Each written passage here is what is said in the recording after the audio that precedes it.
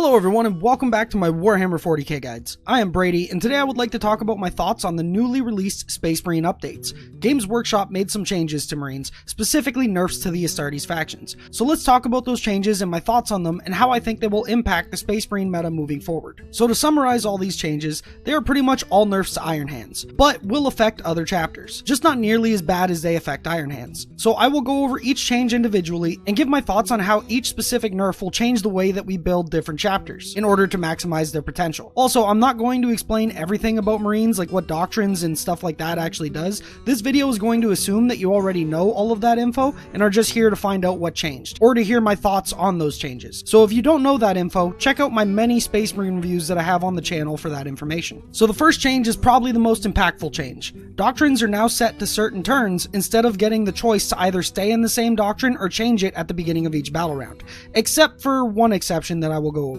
And the Stratagem adaptive strategy was removed from the game. This was a stratagem that allowed you to go back to a previous doctrine, but nobody really ever used it because nobody ever left their preferred doctrine once they got there. So the Devastator doctrine is now only turn 1. Tactical doctrine is turn 2 and possibly turn 3, and Assault doctrine is either turn 3+ or 4+, depending on if the Space Marine player decided to stay in the Tactical doctrine for turn 3. So that's the exception that I mentioned previously, is that you can decide to stay in the Tactical doctrine for turn 3 instead of immediately going over to Assault doctrine. Other than that, you always have to follow this order now. So I think it's pretty self-explanatory, but this is a very big nerf to all the chapters that built army lists that revolved around the Devastator doctrine, because their chapter doctrine gave them great bonuses during the Devastator doctrine. So Iron Hands, for example, they only have access to their super doctrine for the first turn of the game. Imperial Fists only get extra damage against vehicles with their heavy weapons for the first turn of the game, and Dark Angels only get their plus 6-inch range for the first turn of the game. For Iron Hands and Imperial Fists, this sucks hard, because I don't think they have a way to change back to the Devastator doctrine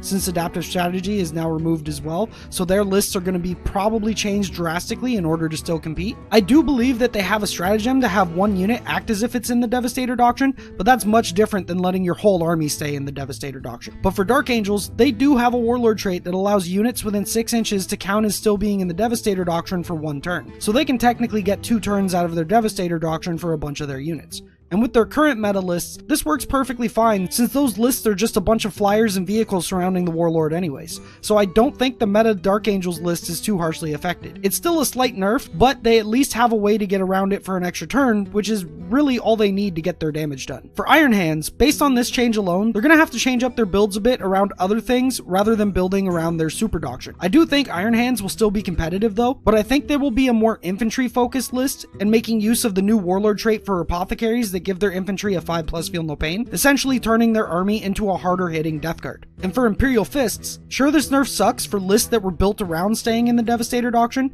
but Imperial Fists actually have one of the better chapter tactics for Space Marines in my opinion, so I think they will just have to adapt and build around their chapter tactic instead of their doctrine now. So I think Imperial Fists are fine as well. Also, because Imperial Fist can't stay in the Devastator doctrine for the whole game and get that +1 damage to vehicles, this isn't an auto-lose matchup for stuff like Imperial Knights when they find themselves across the table from Imperial Fist now. Sure, Imperial Fists are still going to be really good at killing vehicles, but it's not going to be an auto-lose matchup for vehicle-heavy armies, which I think is a good thing, because it was kind of like back when we were in the Castellan meta like a year ago, and you couldn't really bring any vehicles in your army because if you saw yourself against a Castellan, they were just gone turn 1. So I think Imperial Fists were kind of doing the same thing, but now that they only get that extra damage on turn 1, you can, in theory, depending on the board and the terrain and everything, play a little bit more defensively with your vehicles for that first turn, and once the Imperial Fists have to leave their Devastator doctrine, then you can have your vehicles come out and do their stuff. As for all of the other chapters, I actually think this change is a buff to Ultramarines, and doesn't really affect Raven Guard, White Scars, Black Templars, or Blood Angels. So when it comes to the Ultramarines, the reason I think it's a buff for them is because Ultramarines have the best tools for manipulating which doctrine their army or some of their units can benefit from. So they get to make use of their preferred doctrine, the Tactical doctrine, for much longer than any other chapter can. As for Raven Guard, Blood Angels, and White Scars, I feel like this change doesn't really affect them much because those chapters wanted to progress through the doctrines anyways. Raven Guard wanted to be in the Tactical doctrines for turns 2 and possibly 3 to make most of their beta strike potential, and Blood Angels and White Scars wanted to get to the Assault doctrine in order to get better melee, which those armies are designed around. So again, I don't really think this changes Raven Guard, Blood Angels, or White Scars that much. So now let's go over the other changes that Space Marines received. The Stratagem Duty Eternal was changed to only subtract 1 from incoming damage instead of half of the damage, and is no longer stackable with the Ironstone Relic from Iron Hands. This is actually one of the changes I expected and have mentioned in previous videos, because I don't think Leviathans by themselves or in other chapters are too strong, but this combo in Iron Hands combined with all of the healing that Iron Hands could do made an unkillable Leviathan. This combined with another nerf I'm about to mention pretty much kills the unkillable Iron Hands Leviathan Dread, which is kind of ironic when you think about it. Conjugated Martyrdom no longer affects character vehicles. This means your Leviathan can no longer use intercessors as Tau drones to absorb damage for it. So this just drives that metaphorical power sword even deeper into the heart of the unkillable Dread list. With all of that said though, even with these nerfs, the unkillable Leviathan Dread might not actually be dead though and still living up to its name. While working on this video, I had a chat with one of my good friends and a patron of mine, Josh, who I've mentioned on the channel before in one of my top 10 videos because of his placement with an Imperial Guard army. Me and him were chatting about ideas of how Iron Hands could still compete, and he brought up company veterans. So company veterans are a unit we don't see too often, but they are basically regular Marines who can have a storm shield and can absorb wounds for a character. So basically, you can skip the Conjugated Martyrdom Stratagem and still have some Space Marine drones to tank wounds for your character Leviathan. Combine them with the 5+ Feel No Pain from the Apothecary upgrade and also bringing them back from the dead, and also the Stratagem that allows you to pick a unit and it can count as being in Devastator Doctrine, so you would do this on your Leviathan every turn. And you basically have the same shenanigans that you could do before, but it's not as strong. You can only bring 12 of these guys all together, so 3 units of 4, so they will be easier to kill than a unit of 10-man intercessors, even though these guys have storm shields. They'll still die to stuff like Weight of Fire. But they are pretty cheap to include in your list, and they allow you to save 2 command points a turn since you won't be using Duty Eternal or Conjugated Martyrdom every turn. To be honest, I think Iron Hands have other builds that will be better, like Intercessor Spam, but if you're a dedicated Iron Hands player and you really want to use your recently purchased Leviathan, then try this strategy out. I just figured I'd put this out there because it is an option to continue playing with a Leviathan Dread if your heart is set on it.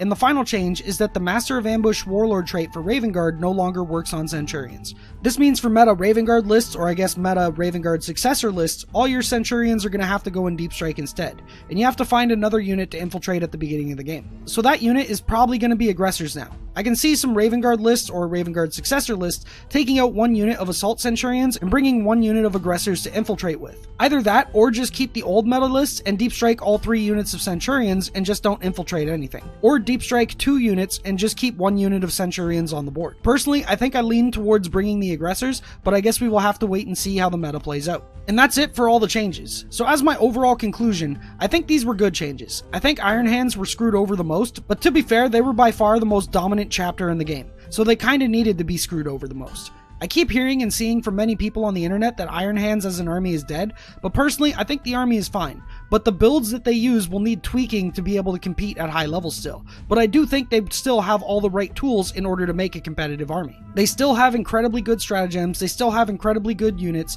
they still have incredibly good combos. So yeah, I think Iron Hands aren't necessarily dead, it's just that one specific list that's dead. With that said though, I do think that this is a big enough nerf to turn off a lot of players from playing Iron Hands. And those players who hopped on the bandwagon will now probably play their Marines as a different chapter instead, or go back to whatever their original competitive army was. As for everything else, I think it doesn't really change much, which is fine because I don't think the other chapters were nearly as strong as what Iron Hands could put out with the unkillable Leviathan list, or even like the flyer spam list, or really any list that they built that was centered around their super doctrine, which was honestly a super doctrine. It was so good. I also think maybe Raven Guard should have been tweaked a tiny bit more, but maybe Games Workshop is waiting to test the waters a bit with Raven Guard at Adepticon, and if it turns out that they are still too strong, they will most likely receive nerfs in April's big FAQ. And as for the rest of the chapters in the game, I think these changes are perfectly fine, because it doesn't really affect a lot of the other chapters in a bad way at all, since those other chapters wanted to progress through the doctrines naturally anyways. I also think Ultramarines will probably have a resurgence in popularity, since other than Raven Guard, it seems like they are the best vanilla Marines chapter now. And personally, I think this change to doctrines is what Games Workshop originally intended for how they expected players would use them. I even talk about this in my Space Marine Codex review video, and how I thought the different chapters would make use of changing through the doctrines, because at the time of the Codex's release in my review, only the Ultramarine and White Scars books were released. And when going through those armies and their strategies, it actually seemed like the optimal way to play and build your Marines is by progressing through those doctrines. But then the Iron Hands book came out, and it was clear that the army just didn't want to leave Devastator Doctrine because the benefits were just so tremendously good. I think maybe Games Workshop didn't realize how easy it would be to make an optimal army for Iron Hands that had nothing but heavy weapons, because to be honest, I don't think they thought that Stalker bolt rifles were going to be as popular as they were. And to be fair and honest, I didn't think Stalker bolt rifles were going to be that good either when I originally looked at the codex when it was released. But then again, I didn't think they were going to make some super doctrines like the Iron Hands doctrine. But Stalker bolt rifles were fine, and they were the best choice for armies like Iron Hands, because first off, it made your whole army have nothing but heavy weapons, so you could stay in the Devastator doctrine all game long. Second, you didn't really need mass shots, because Space Marines got that buff of shock assault. So if you had a bunch of intercessors with Stalker bolt rifles, you'd get a little bit of damage against hordes here and there with those Stalker bolt rifles, but then eventually once you got in melee combat, you could actually just punch hordes to death. So you didn't really need to bring volume of fire weaponry that's usually like rapid fire or assault or something like that. You can instead just spam all of your heavy weapons and then just get in there and punch the hordes to death. So I don't think Games Workshop realized that it would be just that easy to make an optimal army with all heavy weapons. And I guess my last thoughts on these changes and how it might affect the meta, I think Iron Hands and Imperial Fists will probably soup up with other Marine chapters more often now instead of being played solo. Because if your army is going to be primarily one of those chapters, but your only real benefits for most of the game is the regular doctrines and your chapter tactics, why not bring in something like Blood Angels or White Scars as well to make a better all-rounder list, since those chapters don't really gain their super benefits until late in the game anyways, so it's not much of a loss for them either. And because everything will still have the Angels of Death rule, you still get your doctrines. So really, you're not losing out on much now, especially after these changes. So I have a feeling we might see a bit more Space Marine soup now with those armies, while armies like Ultramarines and Raven Guard will most likely still be played solo because these changes didn't really affect them that much. And with that said, that's going to be it for this video. Let me know your thoughts down in the comments, whether you like these changes, whether you dislike them, and if you think more or less should have been done to help curb the power of Space Marines. Also, if you enjoyed the video, don't forget to hit that like button and subscribe for more Warhammer 40k content like this. Also, check me out on Patreon if you'd like to help out the channel monetarily so that I can continue making videos like this. Also, thanks to all my past and present patrons, you guys and gals are awesome. I honestly can't thank you all enough. And I guess that's it. So thank you all for watching the video, and I will see you in the next one. Happy wargaming.